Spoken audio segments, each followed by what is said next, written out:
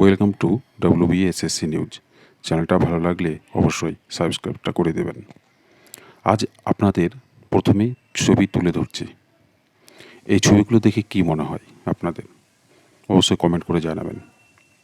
এই ছবিগুলো আর 4-5টা মানুষের মতো রাস্তায় অভুক্ত অনাহারে কাটানো আর অন্য মানুষগুলোর মতো নয়। এরা অবশ্যই সুশিক্ষিত মানুষ, সমাজে গড়ার কারিগর ভবিষ্যতে বলে আমরা চিনি।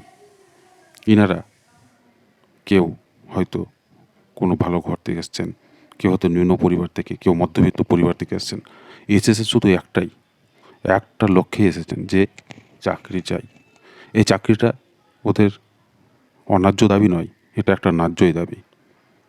এই অভুক্ত অনাহারে থাকা মানুষগুলো দিকে তাকালে অবশ্যই চোখের জলটা আসতে বাধ্য, কারণ ইনারা 1 থেকে 2 বছর ধরে লড়াই করেছেন শুধুমাত্র একটি চাকরির আশায়, এবং চাকরিটা নিজস্ব একটা ন্যায্য অধিকার, ওনাদের ন্যায্য অধিকার। কেন সেটা বলছি আমি পরে।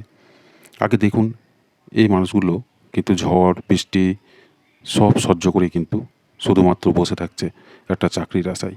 সেখানে পার্টির ক্যাডার, পার্টির বড় বড় নেতাগুলো শুধুমাত্র এসির তলায় ঘুমিয়ে থাকে। তাদের কষ্ট পড়ে না চোখে দেখতে পায় না, অন্ধ। গান্ধী আমাদের বলে গিয়েছিলেন 3টা, বুড়া না দেখো, মানে কথাও বুড়া যাতে না শোনা হয়, খারাপ কথা না শোনো, খারাপ কথা বলা, খারাপ দেখা, এই 3টে জিনিসকে কিন্তু মহাত্মা গান্ধী বলে গিয়েছিলেন। কিন্তু আমাদের নেতা ক্যাডাররা কিন্তু এটা দেখছেন, বলছেন, শুনছেন। এই দায়িত্বভারটা কে নেবে? আচ্ছা, বলতে পারেন এরা এতদিন ধরে বসে আছে কারণ একটা চাকরির আছে, কারণ চাকরিটা ওনাদের ন্যায্য অধিকার। কারণটা কি? কারণটা হচ্ছে প্রচুর 5,000-6,000 মতো ক্যান্ডিডেট 9, 10, 11, 12 বসে আছে শুধুমাত্র সাদা খাতা দিয়ে। এমনকি পরীক্ষায় বসেনি, বিএড নেই, উচ্চ মার্ক নেই, তবু কিন্তু ওনারা শুধুমাত্র টাকার জোরে চাকরি পেয়ে গেছে।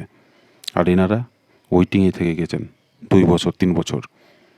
এই ছবিগুলো দেখতে পাচ্ছেন, এটা হচ্ছে কালকের ঘটনা। ব্রাত্য বসুর কাছে ওনারা যাওয়ার চেষ্টা করেছিলেন, মাঝপথে ওনারা কোনো আন্দোলনও করেননি, শুধুমাত্র বসেছিলেন পুলিশ পারমিশন নিতে। কিন্তু প্রিজম ভ্যান এসে তাদেরকে তুলে নিয়ে যায় লেকটাউন থানায় গিয়ে তারপর তারা ট্রান্সফার করে নিউটাউন থানায়। তারপর হুমকি দেওয়া হয় যে আপনারা আন্দোলন যদি করেন তাহলে আপনাদের নামে উল্টোপাল্টা কেস দিয়ে কিন্তু চাকরিটাই শেষ করে দেওয়া হবে। এই পুলিশ অফিসাররা কীভাবে নিজেরা চাকরি পেয়েছেন এটা আগে ভাবা দরকার। ইনারা কি সেই গুন্ডা, সেই টাকা দেওয়া চাকরি? নইলে এরা কীভাবে হতে পারে? একজন সৎ যদি মানুষ, একটা যদি সৎ পুলিশ অফিসার হয়, সে কিন্তু ওদের কিন্তু দুঃখটা কিন্তু অবশ্যই বুঝতে পারবে। কারণ আমরা জানি যারা ভালো শিক্ষক তারা অবশ্যই ছাত্রদের ভালোভাবে পড়ান, এবং যারা খারাপ শিক্ষক তারা কিন্তু ছাত্রদের ভালোভাবে পড়ান না। তারা আড্ডা মারেন, ক্লাসের বাইরেই টাইম পাস করেন। সেই রকমই পুলিশ দপ্তরে অনেক পুলিশ যারা পয়সা দিয়ে এসেছে, যাদের কোনো পারিশ্রমিক নাই, কোনো পরিশ্রম করে না, তারা এই কাজগুলো করতে পারে।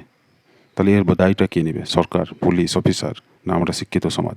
অবশ্যই আমাদের শিক্ষিত সমাজকে বিশাল বড় আন্দোলন করে দেওয়া উচিত, যাতে ভবিষ্যতে ঘৃণ্য কাজ না করে এবং সমাজটাকে সুপথে এগিয়ে চলে। শিক্ষিত হচ্ছে সমাজের মেরুদণ্ড, শিক্ষাটাই সমাজের মেরুদণ্ড। শিক্ষাটাই যদি না থাকে তাহলে কীভাবে সমাজের মেরুদণ্ড আস্তে আস্তে ভেঙে যাবে? আজ আর কিছু বললাম না, পরবর্তীতে ভিডিওতে নিয়ে আসবো অন্য একটা টপিক নিয়ে।